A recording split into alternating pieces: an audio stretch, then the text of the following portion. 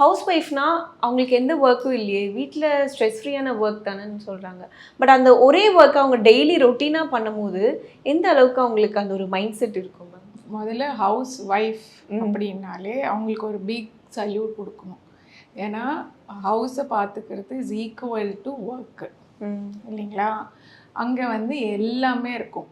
ஒரு ஆஃபீஸில் ஒருத்தர் என்ன பண்ணுறாங்க, பிளானிங், ஆர்கனைசிங், என்ன டெசிஷன் மேக்கிங், இந்த மாதிரி எல்லா ஆஸ்பெக்ட்ஸும் இருக்கும். நான் யூஸ்வலி எல்லாருக்கும் சொல்கிறது என்ன அப்படின்னா, house wife are the great people. ஏன்னா they are 360 degree working. Okay, so அப்படி இருக்கும்போது நாங்கள் சும்மா தான் இருக்கோம் அப்படிங்கிறத ஃபஸ்ட்டு அந்த தாட் ப்ராசஸ்ஸே கிடையாது. அவங்க சும்மாலாம் இல்லை, அவங்க நிறைய ஒர்க் பண்ணிகிட்டு இருக்காங்க.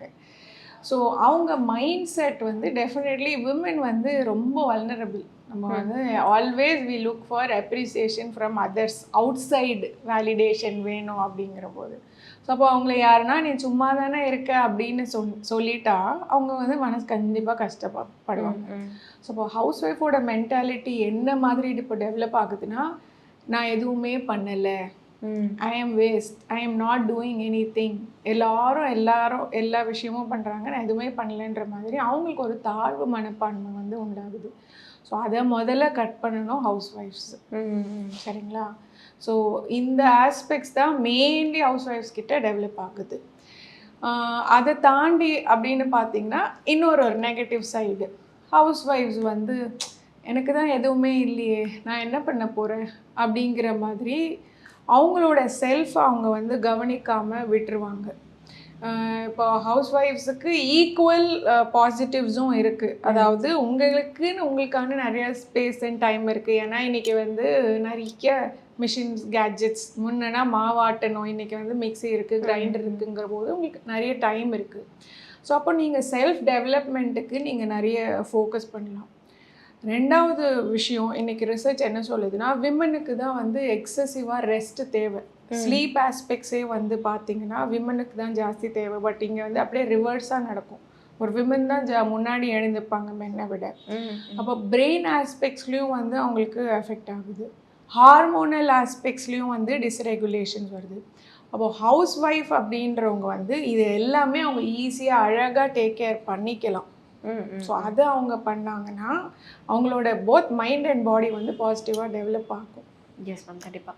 இப்போ வந்து நான் ஆல்ரெடி கேட்டது தான், ஒரே ஒர்க்கை நம்ம ரொட்டீனாக பண்ணிகிட்டு இருந்தோம்னா அதுவே மேலே ஒரு கைண்ட் ஆஃப் ஸ்ட்ரெஸ் தரும். இன்றைக்கும் சமைச்சோம், நாளைக்கும் சமைக்கிறோம், இன்றைக்கி துணி துவைச்சோம், நாளைக்கும் துணி தைக்கிறோம். இது இப்படியே இருக்கும்போது அவங்களுக்கு பேசுகிறதுக்கோ எதுக்குமே கமிட்மெண்ட் இல்லை. வேலையை முடிப்பாங்க, உட்காருவாங்க. லைக் ஒரு மிஷின் மாதிரி நான் இருக்கேன், அந்த ஒரு வேர்ட் கூட அவங்க யூஸ் பண்ணியிருக்காங்க. கரெக்ட். எனக்கு வந்து அதான் நான் சொன்ன மாதிரி மிஷினரிஸ் நிறைய வந்தாலும் அவங்களும் என்ன நினச்சிக்கிறாங்க, நானும் மிஷின் மாதிரி தான் இருக்கேன் அப்படின்னு நினச்சிக்கிறாங்க. பட் ஆக்சுவலி அந்த மாதிரி கிடையாது.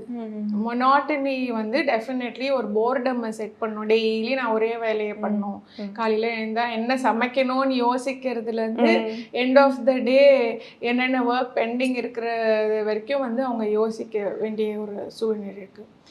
என்னை பொறுத்த வரைக்குமே வந்து ஒரு விஷயத்தை நம்ம பிடிச்சி செஞ்சால் தான் வந்து அதில் ஒரு ஒரு உயிரும் இருக்கும். அண்ட் உங்களுக்குள்ளேயும் வந்து ஒரு உயிர் வந்து ஆல்வேஸ் அலைவாக இருக்கும். நீங்கள் பிடிக்காம போர்டமில் செஞ்சீங்க அப்படின்னா அதனால தான் women are more vulnerable for depression. நான் சொன்ன மாதிரி அவங்க அப்ரிஷியேட் பண்ண மாட்டாங்க.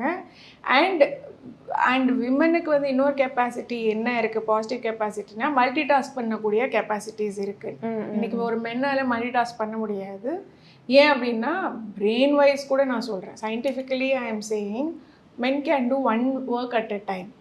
பட் விமன் வந்து மல்டி டாஸ்க் பண்ண முடியும். ஸோ அப்போ கேப்பபிலிட்டி வைஸ் பார்த்திங்கன்னா விமனுக்கு ஜாஸ்தியாக இருக்கும்போது நீங்கள் இந்த விஷயத்தையே இப்போ வந்து நிறைய அகைன் நம்ம சோஷியல் மீடியான்னு எடுத்துக்கிட்டோம் அப்படின்னா நிறைய பாசிட்டிவிட்டிஸும் இருக்குது. இப்போ நிறைய ஹவுஸ் ஒய்ஃப்ஸ் வந்து சமைக்கிறதே ஒரு வீடியோவாக போடுறாங்க. அண்டு வந்து நிறைய பழைய விஷயங்கள், ஈவன் ஓல்டேஜ் பீப்புள் கூட வந்து யங்கர் ஜெனரேஷனுக்கு தெரியாத விஷயத்தெல்லாம் கூட வந்து அவங்க ஷூட் பண்ணி போடும்போது இதெல்லாம் அவங்க வந்து பாசிட்டிவாக எடுத்துக்கணும். These are the role models. அவங்க சோஷியல் மீடியாவிலேருந்து எடுத்துக்கிட்டு தட் அவங்க என்ன பண்ண முடியும் அவங்களோட இதில் அப்படின்னு. நான் சொன்ன மாதிரி சமைக்கிறது இட்ஸ் நாட் ஈஸி. ஏன்னா நீங்கள் வந்து பிரெயினோட எல்லா இதையும் நீங்கள் வந்து ஆப்ரேட் பண்ணணும். ஏன்னா இன்றைக்கி பிளான் பண்ணணும், வீட்டில் என்னென்ன இருக்குது அப்படிங்கிறது நீங்கள் வந்து மெமரியில் வச்சுக்கணும். அதுக்கப்புறம் அதை ஆர்கனைஸ் பண்ணணும். அதுக்கப்புறம் அதை எஃபெக்டிவாக டிசைட் பண்ணி எக்ஸிக்யூட் பண்ணி இம்ப்ளிமெண்ட் பண்ணணும். இது எல்லாமே பிரெயினோடைய முக்கியமான ஃபங்க்ஷன்ஸ்.